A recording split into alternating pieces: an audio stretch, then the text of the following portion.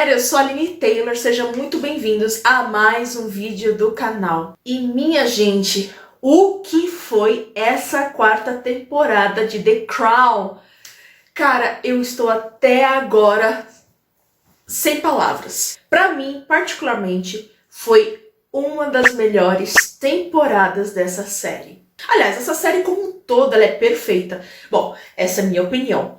Mas eu vou dizer pra você nesse vídeo por que eu acho que essa série é a melhor. E o que eu vou falar, vocês com certeza vão concordar comigo, porque pra mim foi uma obra de arte. Então, pegue o seu chá no bom estilo inglês e bora pro vídeo.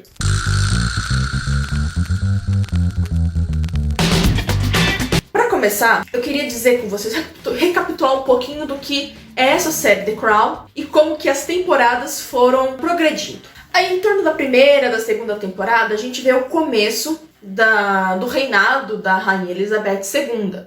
Então a gente vê do passo em que o pai ainda era o rei, o pai faleceu, e aí ela herdou a coroa, e como que foi todo esse começo dela tentando casar aí, né, a vida conjugal, matrimonial, com o novo dever dela como mãe da nação, como a soberana do Reino Unido e também dos países que faziam parte da comunidade. É engraçado falar isso porque, pra mim, a série, eu senti ela de maneiras diferentes. Como eu disse, na primeira e na segunda temporada, você tem aí a apresentação da configuração do que seria, do que viria a ser o reinado da Rainha Elizabeth II.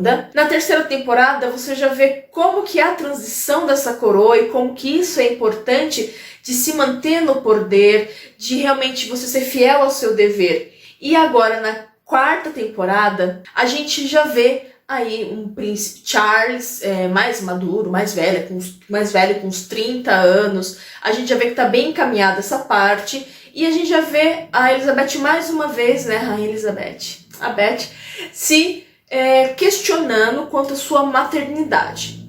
E ainda mais quando é posto em choque, né, aí junto com uma outra figura muito importante dessa década de 70, a década de 80, que é a Margaret Thatcher, que foi a primeira-ministra mulher, né, do Reino Unido, e que foi conhecida como a Dama de Ferro. Isso é, ela tinha um gênio muito forte, ela tinha um pulso muito forte para comandar um baita de homens naquele ministério. Então você tem duas figuras de mulheres muito importantes dentro do país. E é claro que vão surgir comparações, com certeza surgiram comparações, mas uma coisa é certa, elas são faces diferentes de uma mesma moeda, posso dizer assim. Como eu disse, a série se passa ali nos anos 70, nessa fase ali no finalzinho dos anos 70, no comecinho ali do governo da Margaret Thatcher, então pega a partir dos anos 70, anos 80 e termina chegando ali cerca dos anos 90. Então, o que podemos ver é que ele acaba conhecendo a princesa Diana, o príncipe Charles, você tem todo o envolvimento entre eles, e eu posso dizer que a atriz que faz a Diana, ela é espetacular. Na verdade, todos os atores nessa temporada, em todas, estavam sensacionais. Mas eu acho que tem uma coisa nessa série, nessa temporada, que faz ela ser a melhor, a mais especial. É exatamente o uso de símbolos, de metalinguagem, de semióticas, que fazem com que você construa na sua mente todo um sentimento de várias cenas acontecendo ao mesmo tempo, com o mesmo significado, mas não a mesma situação. Por exemplo, você tem uma cena de caça, ao mesmo tempo que nos é apresentado logo em seguida, ou antes, agora não vou lembrar direito, a princesa Diana, você vê um cervo, você vê um veado sendo caçado, e você vê os jornalistas atrás dela e as pessoas caçando esse animal. Então meio que ali você tem uma representação de como ela era caça, vamos pôr assim, ela era uma caça, assim como eles estavam caçando. Então, assim, tem essas representações que eu acho incrível e é de uma sensibilidade, e só por isso essa quarta temporada, pra mim, foi a melhor temporada.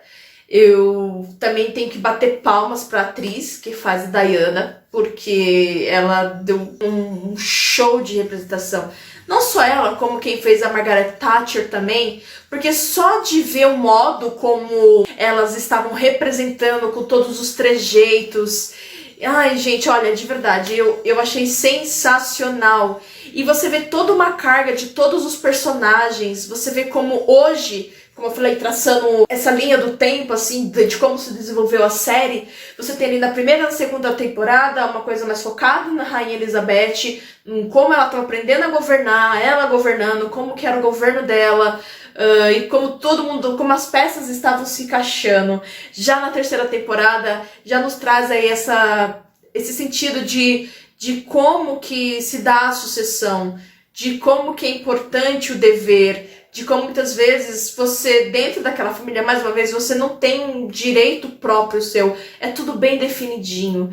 E você vê ainda mais uma vez, nessa quarta temporada, todas essas relações que já são trazidas ao longo, né, da série, mas de uma maneira totalmente poética, artística mesmo. Você vê uns anos 80 totalmente fervilhando, você tem uma cultura pop ali, sempre presente, né? Mais presente eu senti, aliás, nessa quarta temporada. E dentro de 10 episódios, você consegue ver muito da química que teve, sim, entre os atores que fazem o Príncipe Charles e a Princesa Diana. Porque, gente, o modo como eles se comportam, se age o triângulo amoroso que forma ali com a Camila, é sensacional. É como se a gente entrasse na história e conseguisse ter empatia por esse triângulo amoroso. E a gente começa a perceber como nós não somos livres das nossas escolhas, como nós não somos livres para escolher a quem a gente gosta. E quando a gente fala de dever, a gente vê que muitas vezes a gente tem que fazer escolhas difíceis e abrir muitas vezes mão de algo que vem do nosso ego, para poder fazer com que aquilo tudo dê certo. Então muitas vezes você tem que abrir mão do seu ego para poder manter um título ou então sobreviver. Porque nada mais a família real, ela luta para sobreviver no mundo em que não existem mais tantas monarquias. Deixa eu fazer aqui uma pausa pro meu chazinho e lembrar vocês que tem vídeo novo no canal, um monte assim, toda sexta-feira. E se você não assistiu ao último vídeo onde eu reajo, onde eu conheço um pouco mais, pra falar a verdade, da Anne Gabriele do Nile United, eu vou deixar aqui nos cards, já curte lá e também comente qual música ou qual outro integrante que você quer que eu conheça no próximo vídeo que eu trarei pra vocês. Mas uma coisa que eu lembrei, você vê aí o desenvolvimento não só do Príncipe Charles com a Diana, desculpa, com a Lady Di, você vê também o desenvolvimento dos relacionamentos dos outros irmãos, do Philip, do Andrew. Você não vê apenas o desenrolar da história, né, entre o Príncipe Charles e a Lady Di, né, a Diana. Você vê também do Príncipe Andrew com a Sarah Ferguson, você vê o Philip, você vê todo o desenrolar da Princesa Anne, e mais segredos aí da família real também. Você tem toda uma questão de ligação com o passado, como eles não conseguem se livrar do passado.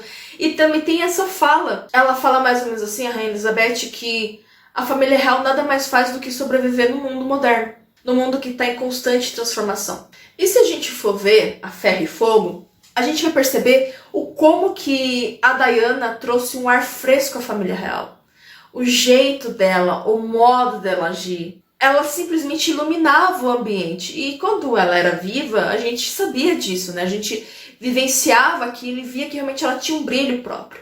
Tanto é que numa das primeiras viagens que eles fazem como casal, que foi para Nova Zelândia e Austrália, é curioso ver isso. Como ambos tinham a mesma necessidade de serem compreendidos, de serem aceitos, de serem tidos como importantes, que eles fossem admirados, e de certa forma ter aquele, muito bem, você consegue ser reconhecidos, terem reconhecimento um do outro, mas também para com os outros, como eles eram necessitados disso, né, de reconhecimento. E aí nessa viagem você percebe o quanto que a Lady Di foi importante, porque o jeito dela simples, o jeito dela de não ser tão realesco, mas ao mesmo tempo pertencer à realeza, porque ela se encaixou perfeitamente. Mas isso também porque ela veio de um berço nobre. ela teve dos seus passados, né, seus parentes passados, contato com a realeza. Então era uma pessoa que sempre tinha contato com aquele mundo e por isso se encaixou tão perfeitamente. Tão perfeitamente que até a própria Camila convenceu o Charles ali de, vai, investe nela que ela vale a pena. Se você já estiver gostando aqui desse vídeo, já deixa o seu like e também comenta aqui qual série que vocês gostam que tratem de realeza, que tratem sobre esse universo da monarquia que eu vou assistir, vou trazer aqui pra vocês. Quais seriam as minhas considerações que eu posso falar de nota? Pra mim, quanto a cenários, quanto figurino, quanto a essa parte, eu achei que foi um 10. Foi muito bacana ver. Eu me senti totalmente imersa naquele universo. Historicamente também eu achei muito bacana, talvez por ser um pouco mais próximo do que eu lembro do que foi da década de 80 e de coisas que eu estudei, de coisas que eu vi.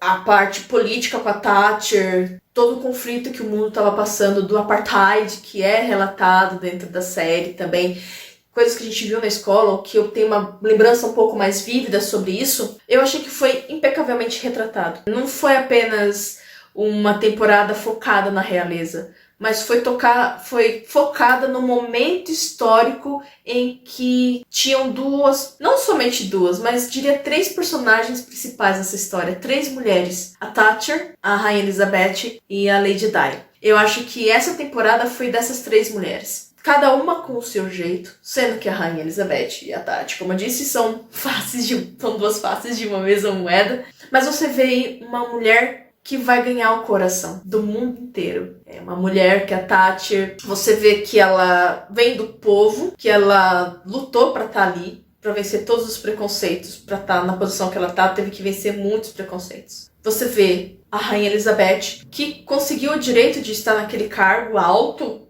por nascença e por tradição. E você tem aí uma outra mulher, que é a Diana, né, a Lady Di, que você pode julgá-la como fraca, você pode julgá-la como uma pessoa que tem distúrbios emocionais, que realmente ela tinha uma doença, né? Ela teve bulimia, mas não pode negar que a Lady Di foi a grande responsável por fazer com que até hoje a família real tenha certa relevância. A Lady Di, apesar de não ter sido rainha, ela com certeza é rainha até hoje do coração das pessoas. Que é, como ela disse numa entrevista dela, polêmica até, que ela queria ser a rainha do coração do povo, né? Bom, galera, foi essa minha observação, né? O que eu achei sem muitos spoilers, assim, dessa série, da 4ª temporada de The Crown.